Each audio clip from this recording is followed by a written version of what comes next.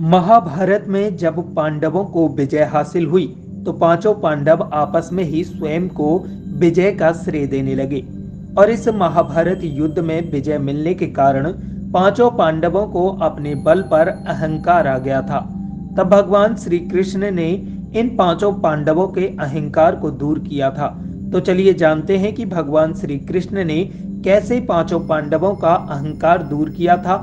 इस वीडियो को शुरू करने से पहले आपसे निवेदन है कि चैनल को सब्सक्राइब जरूर कर दीजिए। स्कंद पुराण के माहेश्वर खंड कुमारका खंड के अनुसार जब कौरव और पांडव अपनी अपनी सेनाओं के साथ महाभारत युद्ध के लिए एकत्रित हुए तो दोनों ही तरफ इस युद्ध की चर्चा हो रही थी कि यह युद्ध कितने दिन तक चलेगा और इस युद्ध में किसको विजय प्राप्त होगी। और इस युद्ध की जानकारी जैसे ही घटोत्कच पुत्र बर्बरीक को होती है तो बर्बरीक अपनी मां से इस युद्ध में लड़ने के लिए आग्रह करते हैं। और काफी मिन्नत करने के बाद बर्बरीक ने अपनी मां से इस युद्ध में भाग लेने के लिए आज्ञा ले ली।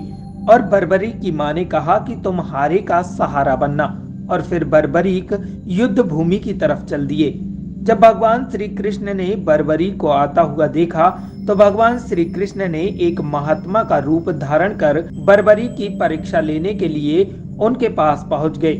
जब भगवान श्री कृष्ण ने बर्बरीक से पूछा कि हे वंश, तुम इस युद्ध भूमि में क्यों आए हो, तब बर्बरीक ने कहा कि मैं इस युद्ध भूमि में युद्ध करने के लिए आया हूँ। आपको बता दें कि बर्बरीक के पास ऐसे 3 दिव्य बाण मौजूद थे जो इस पूरे युद्ध को पल भर में समाप्त कर सकते थे। भगवान श्री कृष्ण ने उनसे पूछा कि तुम इस युद्ध भूमि में इन 3 बाणों से क्या करोगे।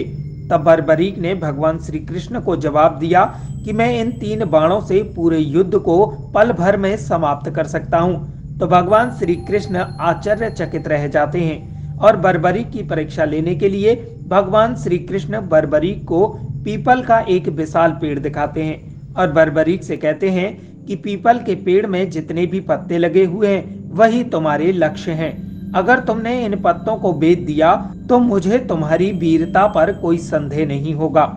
तभी बर्बरीक ने एक बाण अपने धनुष पर चढ़ाकर उस पीपल के पत्तों की तरफ छोड़ दिया और उस बाण ने सभी पीपल के पत्तों को बेच दिया।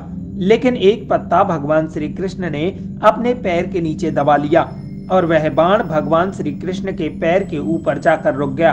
तब बर्बरीक ने भगवान श्री कृष्ण से कहा कि आपके पैर के नीचे एक पत्ता है, कृपया कर अपना पैर हटा लीजिए।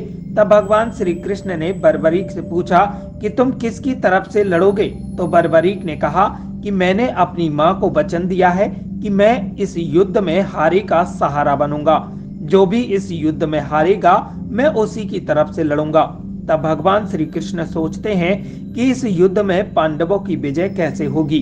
और भगवान श्री कृष्ण ने बर्बरीक से कहा कि योद्धा तो बहुत होते हैं लेकिन दानी होना बहुत मुश्किल है। और बर्बरीक ने उनसे दान मांगने के लिए कहा।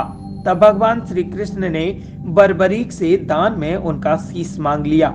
बर्बरीक ने अपने हाथ जोड़ते हुए भगवान श्री कृष्ण को अपनी इच्छा बताते हुए कहा कि हे वासुदेव, मैं अपना शीश तो आपको दान में देता हूँ, लेकिन मेरी इस युद्ध को देखने की इच्छा है। और भगवान श्री कृष्ण उनकी इस इच्छा को पूरी करने की बात कहते हैं। तब बर्बरीक अपना सिर काट कर भगवान श्री कृष्ण को दे देते हैं। और भगवान श्री कृष्ण ने जैसे ही बर्बरीक के शीश को अपने हाथों में लिया तब आकाश में देवी जगदम्बिका प्रकट होती हैं और भगवान श्री कृष्ण देवी से कहते हैं कि हे देवी, बर्बरीक के शीश को अमृत से सींच कर अजर अमर कर दीजिए। तब देवी उस कटे हुए शीश को अमृत से सींच कर अजर अमर कर देती हैं और भगवान श्री कृष्ण ने उस शीश को अपनी दिव्य शक्ति से एक पर्वत की चोटी पर स्थापित कर दिया और बर्बरीक से कहा कि हे शीश के दानी, तुम इस युद्ध को देख सकोगे और सिर्फ तुम ही इस युद्ध के एकमात्र साक्षी रहोगे। और आज मैं तुम्हें अपना नाम और अपनी शक्ति देता हूँ, जिसके बाद तुम श्याम यानी कि मेरे नाम से जाने जाओगे। अगले दिन कुरुक्षेत्र के मैदान में कौरव और पांडवों के बीच महाभारत युद्ध शुरू हो जाता है और यह युद्ध करीब 18 दिनों तक चलता है। इस युद्ध में पांडवों की विजय होती है और कुछ दिन बाद पांचों पांडव एक एक करके उस विजय का श्रेय स्वयं को देने लगे। और पांचों भाइयों के बीच बहस होने लगी। तभी भगवान श्री कृष्ण वहां पहुंच जाते हैं। तब भगवान श्री कृष्ण से पांचों पांडव पूछते हैं कि इस जीत का श्रेय किसको जाता है। भगवान श्री कृष्ण कहते हैं कि इसका जवाब तो तुम्हें वही दे सकता है जो इस युद्ध का एकमात्र साक्षी है। और इतना सुनते ही पांचों पांडव बर्बरीक के पास पहुंच जाते हैं। तब भगवान श्री कृष्ण युद्ध की वास्तविकता के बारे में बर्बरीक को बताने के लिए कहते हैं। तब बर्बरीक ने पांचों पांडवों से कहा कि इस विजय का श्रेय आप में से किसी को नहीं जाता, क्योंकि मैंने इस पूरे युद्ध में वासुदेव के सुदर्शन चक्र को चलते हुए देखा है।